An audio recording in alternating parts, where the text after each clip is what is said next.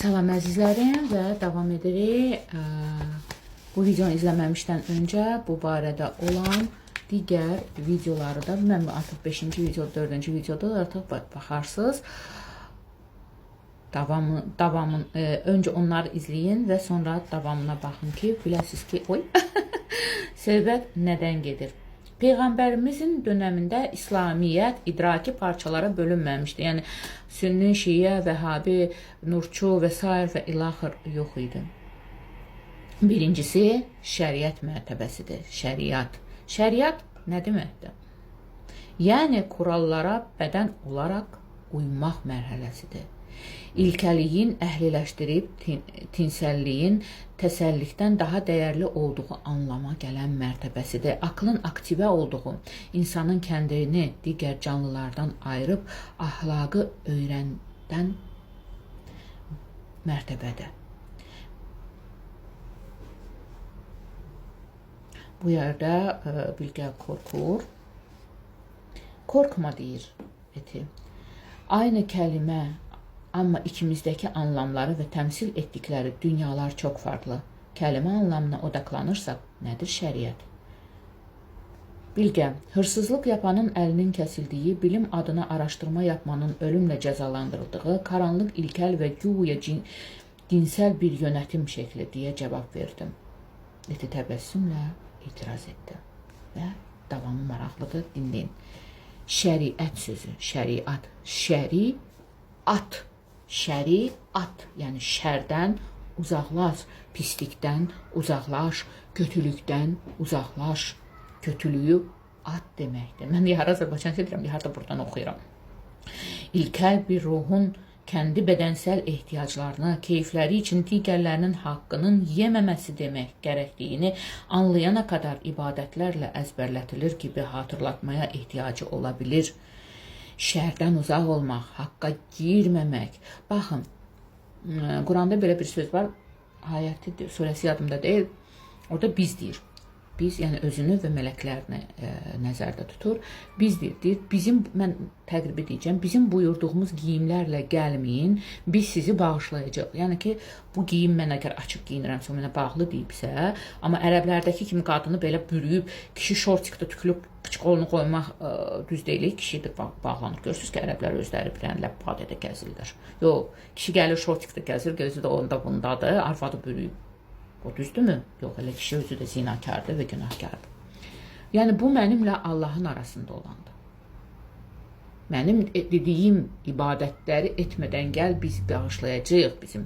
Yəni ibadət də alır, amma boynunda qul haqqı ilə gəlmə. Əgər məsələn mənim haqqıma 7-8 il qabaq giriblər, yaxşılıq etdiyim halda paxıllıq zəminində məni sponsorun yanında pis günə qoyublar.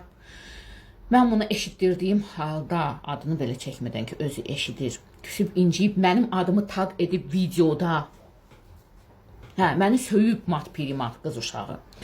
Sonra ana söyüşü ilə, sonra mənim adımı PR-laşdırıb pul qazanır. İndi mən onu eşitdirəndə, onu videolarda, sonra gəlir, mən başqa bir insanı yaxşılayıb buna eşitdirəndə ki, sən düzgün deyilsən, küsüb gedir, mən bunu sonra deyir, bu 7 il qabaq olub, mən uşaq olmuşam. Ağzında bir üzür də yoxdur ki, bağışda mən bilməmişəm.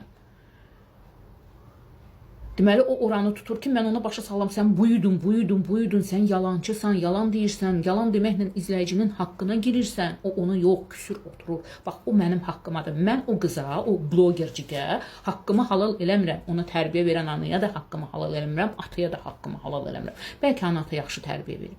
Bax, budur haqqa girmək. Haqq. Halallıq etmək yerinə özünü dağ başına qoymaqdır, gedib ağlayır. Mən ağladım, mən üzüldüm. Cəmaat da deyir, niyə üzülmüsən? Heç niyə? Sözün düzünü eşidib ona görə. Bax belə. Bu hələ yüngül formasıdır, digər formaları da var. Yəni deyir ki, kiminsə haqqına girirsənsə, o sənin haqqına girdiyin bəndə sənin haqqına girdiyin bağışlamırsa, biz səni bağışlamarıq. Şəriət nəysə, şəriətə döndük.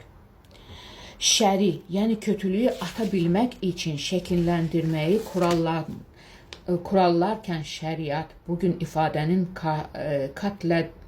Katl edildiyi, haqqın qorxu ilə sindirildiyi, kötülüyün kaynağı halına gətirilmişdir. Görürsünüz, mən deyəni deyil. Arab ölkəsində bugün müsəlman dünyası deyitimini topluluğunun böyük bir qismi bu ilk mərtəbə, yəni kurallar qismində takılı qalmışdı. Yəni ki, Allah başqa şey deyib. Ərəb də insandır, biz də insanıq, bizim o mənfur düşmən də insandır. Nə tər formada insan faktorudur, ürəyinə necə istəyir, elə də eləyir. Allah başqa şey deyib, insan başqa cür onu digər insanları yönətmək üçün, idarə etmək üçün istifadə edir.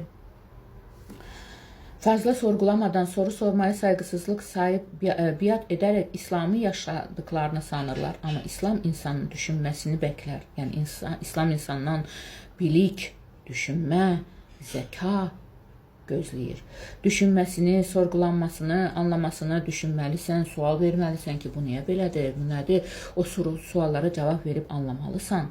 Çünki o özü o qədər sağlamdır ki, İslamı nə qədər sorgulasan, o qədər sevərsin aslında.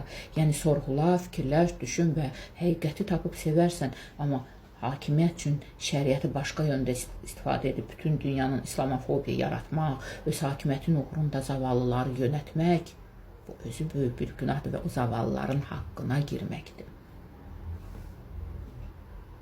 Amma İslamın özünü bilməyənlər qorxu imperatorluğu içində ölümcül kurallara sınırlandıkları insanları Allaha hizmət etmək bəhanəsi ilə bu birinci basamaqda həbs edərlər. İşte bu birinci mərtəbəyə obsesiv bir şəkildə takılı qalanlar fanatiyə dönüşürlər. Və özü hədəfləmək və təkamülə ilərləmək yerinə burada şəkilə sınırlı qalırlar. Necə də eti düzgün vurğulayıb, necə də mən dediklərimi deyir. Çünki daha öncə söylədiyim gibi şəkilçilik şeytana aiddir, yaradana deyil. Anladınız? Şəkil o bizim şəkil çəkməyimizdən getmir, obraz yaratmaqdan gedir. Obraz yaratmaq, hər hansı bir obraz yaratmaq ki, sən bu obrazda olsan, Allah səni cənnətə göndərəcək. Bu artıq şeytana məhsusdur. Cəhənnəmə göndərir. Şeytan deyir, cəhənnəmə gedən özünə yoldaş axtarır. Şeytan da həmçinin. Bu birinci mərtəbənin algısını idrak edənlər, yəni fəlsəfi olaraq anlayanlardansa aşk doğmaya başlar. Aşk. Məsəl üçün, bu hamısı Nəsimidə olub. İmadəttin Nəsimi, məsəl üçün, düzgün anlayıb. Şəms Təbrizi, Cəlaləddin Rumi, Mövlanə. Sufizmdə dini anlamaq daha yüksəkdir. Sufizm fəlsəfi bir cərəyandır. Və mühabbət doğar. Burası artıq ikinci basamaqdır və bu ikinci basamağa tarikat mərtəbəsi deyilir. Təriqət, Vəhabi, Nurçu, Sünnü, Şiə demək deyil. Bu barədə bir digər videoda.